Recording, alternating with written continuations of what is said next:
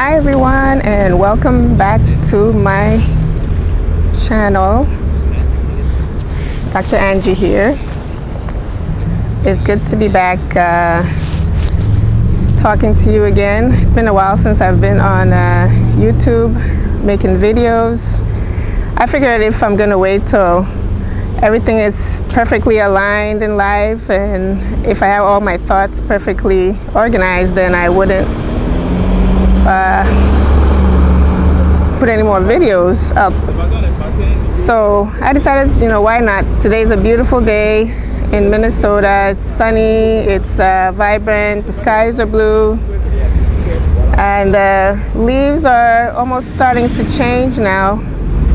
And I decided, why don't I just freestyle and talk to you a little bit.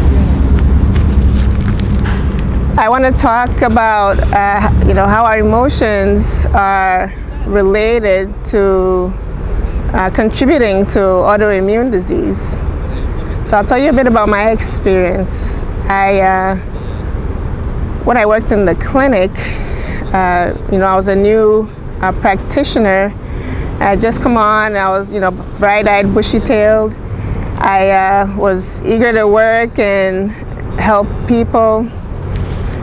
And then, a couple of practitioners left the practice, and the work started to get overwhelming because a lot of the patient load was sent my way. And, it quickly became obvious that the number of patients I was seeing was overwhelming. When I would have seen patients, sometimes, I would see patients like 3 in a 20-minute period, and then I had to make sure all the charts were done by the end of the day, and I looked at all the blood test results, and I looked at other paperwork that comes with being a clinic practitioner. People send in all kinds of requests just for health reasons, and so it started to become very overwhelming. And instead of taking time away after a work day to just pray, meditate, and wind down, I would immediately get into trying to finish all my chart work and making sure all the I's are dotted and all the T's are crossed. And I ended up spending, I would say, double the amount of hours that I had worked in the clinic just to finish on paperwork. And after a few months, I started noticing that I was getting very negative in my thinking. I started getting very anxious, sometimes very sad, because I couldn't get enough time or I couldn't make the time to spend with my family. So a lot of negative thoughts started creeping in: fear, anxiety, sadness, anger, resentment for the job. I got into that mode where that was all that was, on my mind. I was almost consumed, I would say, by ruminating on how hard the work was, and I would compare myself with other practitioners who've been in the job for about, more than 20 years. And they would somehow easily just cruise through the day. But I would struggle with the work. I was comparing myself to them, thinking, how come they're able to get through the day and leave at 5 o'clock or 6 o'clock or whenever time they're done, and finish all their chart work. And I started to ruminate a lot on that. I became, I would say, obsessed with that, trying to catch up, and I would ignore family gatherings. I turned down birthday parties, and I became more resentful because I couldn't have fun. And the holidays like Thanksgiving and Christmas, I would have time off to spend with family, but apart from that, I would miss everything else. So this kind of went on for a long time, I would say more than a year. And as things started building up and getting worse and worse with all the negativity that I was constantly rolling in my mind,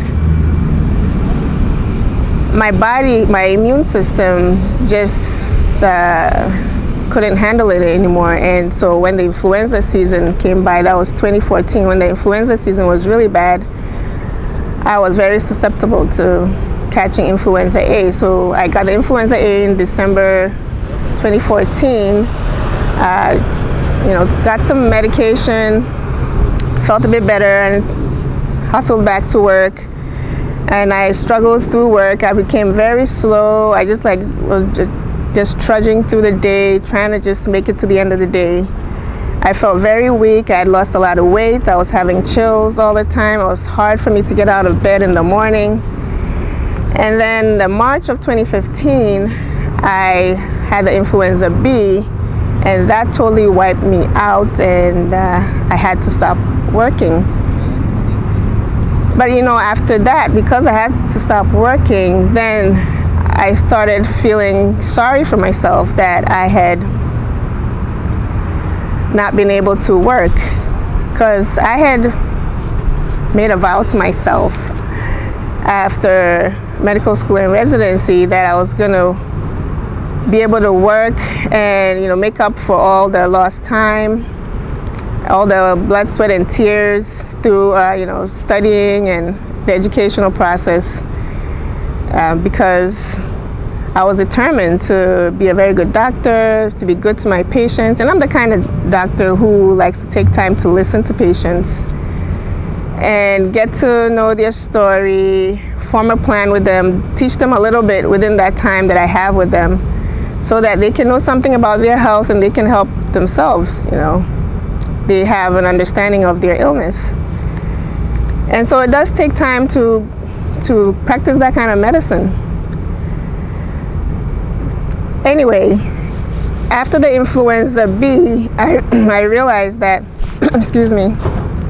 I realized that I couldn't work anymore, and so I became even more negative about my whole life experience.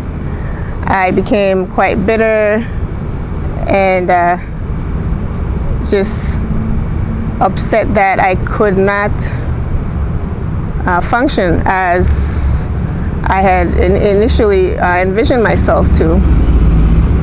Now when I look back, I realize that if I had spent more time in prayer and meditation, and if I had just allowed myself to have grace for myself and to find somebody that I can talk to on a regular basis to air out my thoughts and iron out the emotions that were just going through me like a roller coaster, I could have been able to cope better with this. But I kind of kept most things internalized and just stuffed down.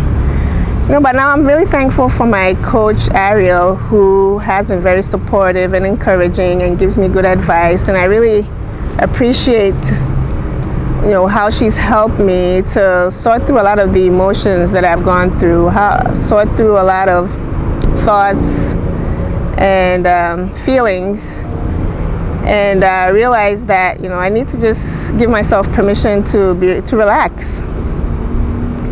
And so I've been working on that a lot, and that in conjunction with diet and being more active, thinking differently about who I am and what I'm about, and that my life doesn't have to end just because I couldn't practice medicine the way that I had planned to. Because there are other ways that I can practice medicine. I can, just like I'm here on YouTube talking to you about my experience with lupus and the emotions that underlie an autoimmune condition. This is another way that I can practice medicine. I can tell you about it, and I can tell you how to navigate all that, because it's not, the end of the road if you get a lupus flare-up and you can't do your job or you have to stay home for a while. It's not the end of the road. There are other things that you can do to help somebody else. So this is something that I want to keep doing to see that how I can be helpful to other people, because I know that autoimmune conditions are very prevalent in our society right now. And I'll be talking more about how our emotions can affect our health. I strongly feel that feelings, emotions like fear, anxiety, sadness, resentment, anger, cause the release of a lot of stress hormones in our body. Your cortisol can go up, and so many other chemicals in your body that will negatively affect you can go up, and that can even trigger autoantibody production. And I feel strongly about this because I could just see a really strong link between my negative emotions and the lupus flare-up that I had. I'm just grateful right now that I'm able to sit out here in the sunny day and just talk with you a bit about this experience. And I'm gonna work hard on making more content so I can express exactly what I've been through, my experience with all this. I'm going to be sharing what I eat also, and hopefully that can be of help to other people. I do post on Instagram. It's been a while since I posted on Instagram, but I'm going to go back to posting regularly on Instagram. My Instagram handle is VibrantImmunity_MD, and I'm going to be sharing more of this journey, which has brought me to this point.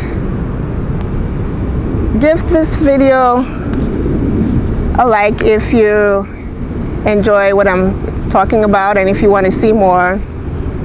And I will talk to you again soon. Just remember that your life is not over with autoimmune disease. You can live a full, vibrant life and be thankful for all the other things that are good in your life. I would say just take a notepad today and just write what you feel you can be grateful for. Just one thing today that you can be grateful for. And if you have more, put it down. Because there are a lot of things that we can be grateful for. I can say that I'm grateful for good food, some supplements that I can take on a daily basis. And I'm just grateful for this great country that we have access to good medical care when we need it, quickly. So anyway, thanks for watching, and I will talk to you again in my next video. Bye.